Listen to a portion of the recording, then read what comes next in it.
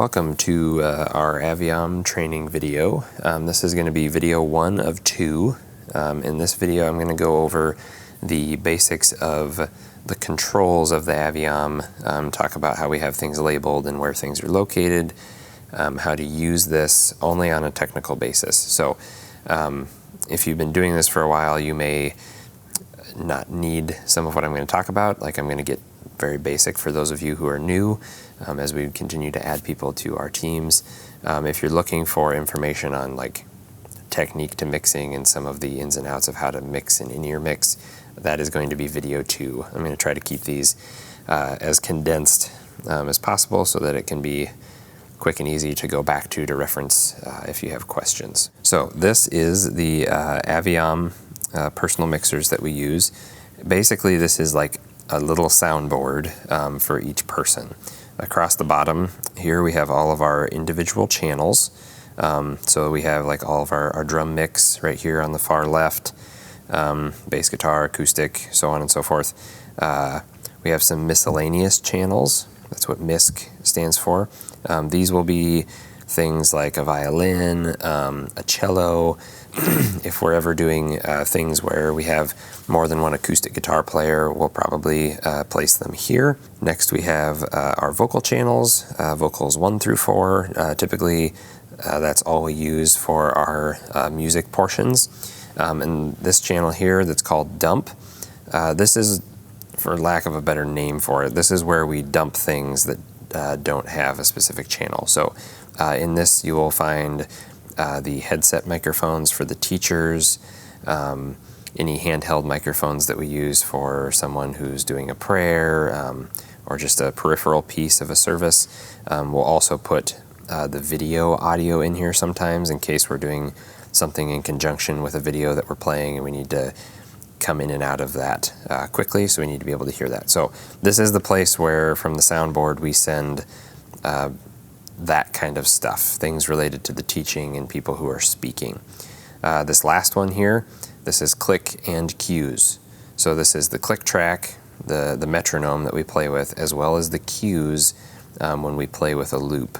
So when they call in verse 2, 3, 4, that is in here along with the click. Those are one and the same. The loop here is the backtracks that we use that the drummer triggers from the drum machine. So usually it's like percussion stuff and pads and some of the sound effects types things. Talkback MD, that is the talkback button that our worship leader has. He has a button that he can press and it mutes him, it turns him off in the house so that he can talk to us just in our headphones. So if he needs to say, hey, I'm gonna pray, but keep playing, hey, we're gonna go back into this chorus, we're gonna cut a song, what have you, that's what this is. MD stands for music director. Most of the weeks we have a person who is the music director. They can help the worship leader call things out. They'll call out the songs and the tempos that we're in. Usually it's our bass player most often. So that is what MD stands for. So those two things exist in this channel here. I think that covers all of those. Oh, I almost forgot about the ambient microphones. So we went over all of these down here. You'll note up here we have this button that says ambience and it says hold to adjust. This is where the room mics, the microphones that pick up the congregation, are located. In order to use this, it says hold to adjust. You hold this button and you see the volume is flashing. Now you can turn this up and down, and this is how you turn the room mics up and down. When you let go, it is now lit and you can now hear the room microphones. To mute them, if you do not want to hear them, all you have to do is press this so that this is not illuminated, and now they are turned off. To change the volume, again, press and hold, turn it up, turn it down, and that is muted, or it's turned off when the light is not on and the ambients are on. If you're ever feeling like your mix is super echoey or kind of not clear and you're not sure what you're doing wrong, make sure that this is not cranked way up. So if I hit play on this here,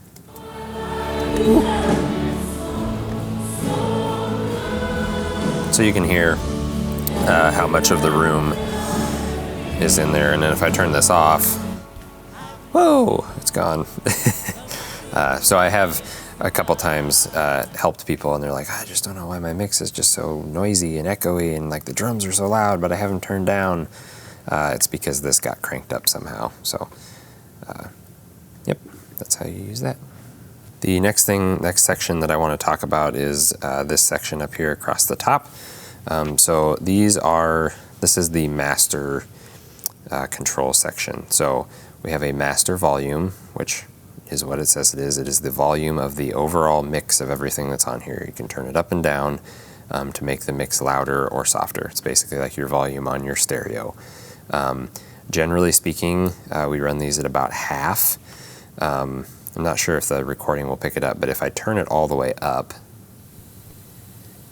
we can hear there's quite a bit of hiss and noise, which can be somewhat distracting for some people. So we generally want to run this half, really no more than 3/4. The way that we have the gain and stuff set up on this, you really should be able to set that at half and then mix accordingly down here to get the levels that you need. We have also some tone controls. So just like your car stereo, you've got a bass knob and a treble knob. The bass knob obviously increases the bass notes or the bass frequencies that are in the mix overall. It makes it bassier and fatter, if you will. The treble knob increases the highs, makes the mix brighter. For me, generally speaking, I run these at 50%, which is unaffected, so it sounds just the way that it sounds coming out of the individual channels. For some of you, if you want less bass or more bass, you can adjust your mix overall with that. This enhance knob is just another tone control. It's a little bit difficult to explain what it does. It kind of just brightens and adds some low frequency information to the mix. I do not like running it past half because I think it starts to sound kind of cheesy and hyped and fake. If you turn it down, it can make the mix a little bit darker. These are just controls for everybody has different headphones, so you can kind of tailor the Aviom to sound better with your headphones. I'm not going to say there's a right or a wrong with this. If you don't really understand some of this, I would say run these all in the center, and that will give you your best chance for success. And I would check those in case someone has messed with it. I have had situations where this treble has gotten turned down, and someone's like, everything is like, I can't hear things. It's not clear, and it's because this was turned down and all the clarity in the mix was gone. So for those of you that don't want to mess with EQ things, I would run those just straight up like that, and that will be really transparent for you. The next thing that we're going to talk about is the basics of how to use the mixing function of this Aviom. So what I would suggest before you plug in, generally speaking, I suggest that people turn the master volume down and then plug your headphones in, and then turn the master volume back up slowly to make sure that there's not something that's super loud. The other thing that I would like us to do, or it's an opportunity that you have now, what I have done is on the dump channel, I have saved a setting, which we'll talk about in a second how to do that. I have saved a setting that has everything turned down quite a ways, so you can just kind of hear it when it's at 50%, but it gives you a really good starting place to start your mix. Because if one thing is cranked up super loud and you turn your master up and it's like, whoa, that's super loud, and you only turn your master up to like 1/3, then you're going to be turning other things up and nothing's going to be able to get loud enough because that one thing was too loud. Okay, so on the dump channel, I have saved a setting that has everything at low levels to give you a good place to start. So in order to recall that, you'll see over here, we have a button that says recall, which is going to pull up, it's going to bring up that saved setting. So you just press that button, you can see it's flashing, and I'm going to press dump. Okay, yeah, I think you saw some things changed here, and this stopped flashing. We have now recalled this setting that has stuff turned way down. So I would suggest, maybe even before you plug in, hit recall, hit dump, turn your volume down, plug your headphones in, and turn your volume up to about 50%.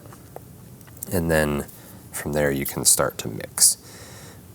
Okay, so the basics of how to do a mix or how to make adjustments on this, it's as simple as selecting the thing that you want to change. So let's say I need to turn the drums up. I would press drums and you can see it illuminates the light. And then this thing that says channel volume, I will turn this up to make it louder and turn it down to make it softer. And the same is true with all of these. Bass, acoustic, you just press and turn. Press and turn, up and down. Generally, if you recall the dump setting that has everything turned down, most of what you should be doing is selecting the things you need to hear and turning them up. So, if I was the vocalist, for example, that would probably be the first thing I would do, is I would select that and I would turn myself up to a volume that I felt was comfortable for myself, and from there, then I would start to add the instruments. More on that in the second video where I talk about mix philosophy just a little bit. The next section that we're going to talk about is this reverb and tone section. So these, unlike these tone controls up here, these two controls are channel specific. So if I'm on vocal 2 right now, and note how high the reverb is and where the treble and bass adjustment is. If I go to electric 1, there's no reverb, okay? So this is each channel, you can change the tone, so you can make it brighter with the treble side, or you can make it darker and more bassy if you roll it to the bass side. Generally speaking, I leave my tone in the center, especially when I first start mixing, and then I'll make adjustments from there. Most of the instruments, I leave them dead center and we do not put reverb on them. Really, we just use the reverb on the vocals, and that's generally the only place that I use the tone knob, is just to make the vocals be a little bit brighter and cut through the instruments a little bit more. Reverb, for those of you that don't know what reverb is, that's basically, you can think of it as kind of like an echo, or if you were to sing in like a big concrete building, how you hear yourself resonate for a little bit after you stop singing. What it does for us being in in-ears is it helps make things a little bit less sterile, would be the word I would use, or very, very close feeling and not very real. We're not used to hearing things in our ears so close. We hear things in stereo, sound bounces off things around us. So that is what the reverb is. If you need more explanation, talk to me about that in person. Next section, stereo placement. Basically, this chooses which ear the sound goes to, in the most simplest of terms. So if I wanted this vocal to be in my left ear, I would turn this all the way to the left, which would feel rather strange. Let me hit play here and give you just a quick example.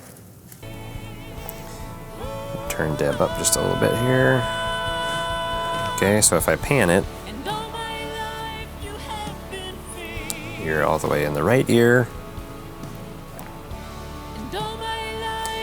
Green is center, so it's even on both sides. And the left ear.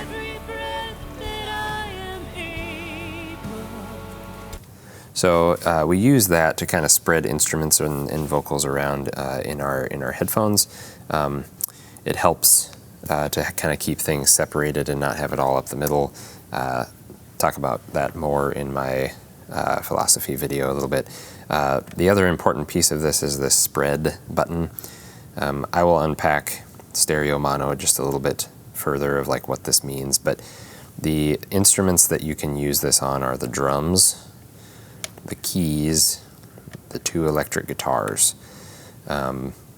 Generally speaking, on the things that are in stereo, we want to spread them like all the way out. The one exception like would be maybe the guitars.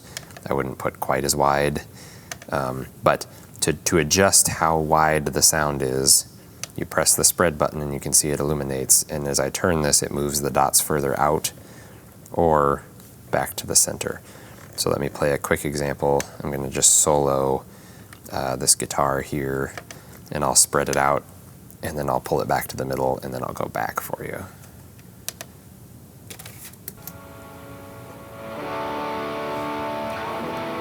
Okay, all the way wide, press the spread button.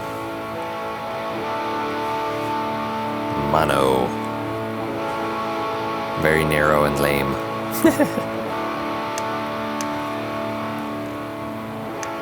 Okay.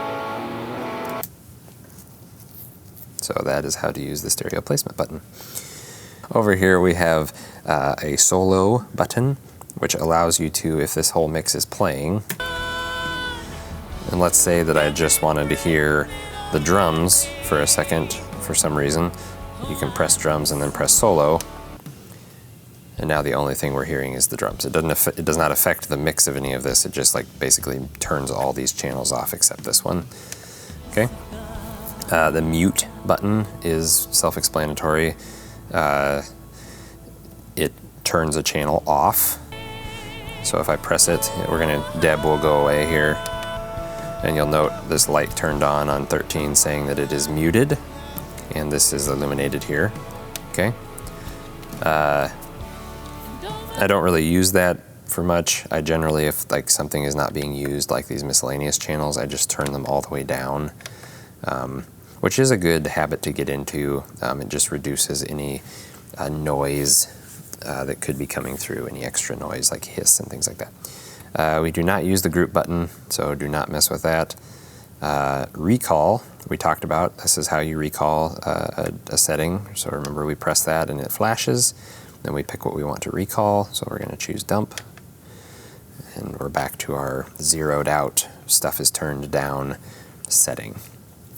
Okay, you will note right here, it says trim all, and it has an arrow or lines connecting the mute and the group button. This is an extremely useful tool. If you're having issues hearing yourself, before you say, sound guy, I need you to gain me up. Let's say that you're Deb and somehow you have managed to turn this all the way up and it's still not loud enough. There are a couple things that could be going on. One, your master volume could be turned down like this, which means you're leaving a lot of volume on the table. Two, you could just be running your mix too loud. In order to solve this issue, let's say you have your master volume not turned all the way up and you cranked yourself way up. What you want to do is use the trim all feature. So what that's going to do is every time I press these two buttons together, you'll see it turned this down several dots. Turned it down some more. Turned it down some more. That is turning all of these channels down equal amounts every time you press it. And why that is so useful is you can press this a few times, keeps your mix exactly the same of all of your instruments. It just turns everything down on the dots. Then you can turn your master back up, and then you can turn yourself up further to give yourself more volume above the other instruments.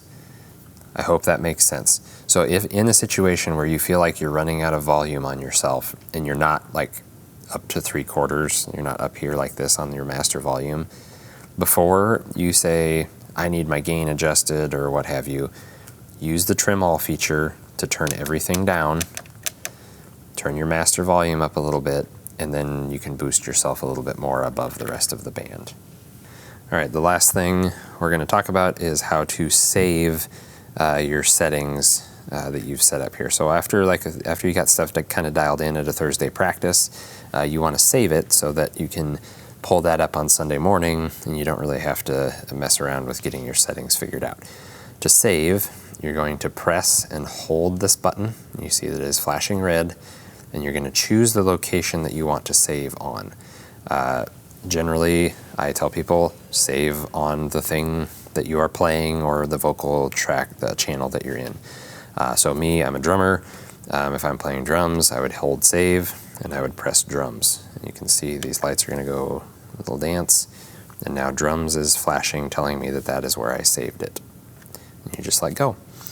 Then, on Sunday morning, when I'm ready to recall my mix, like we talked about with the dump channel, we just press recall, and I want to recall my setting that I set on Thursday. I'm just going to press drums, and voila, now my setting is called up. Do not save in the dump channel, because that's where we have the setting, like the start setting with everything turned down. So don't save on top of that one. If you're singing and playing an instrument, you can save it on your instrument or your vocal, doesn't matter. This is saved on each Aviom individually. What we can't do, because we don't have enough slots here, is like save a setting that is always mine. That's just not feasible. So each week that you're up, save it on Thursday so that it's ready for you on Sunday. There has been some confusion about this instant mix recall thing. If you save something on these letters, it's not actually saving it. I'm not going to explain this because I think it's a little more convoluted than what we need to use for the stuff that we do. You have to save on a channel for it to actually save. If you save it on a letter and someone recalls a channel, your mix will not be saved. It will go away when someone else recalls a channel. So do not mess with this, ignore this thing, save onto specific channels.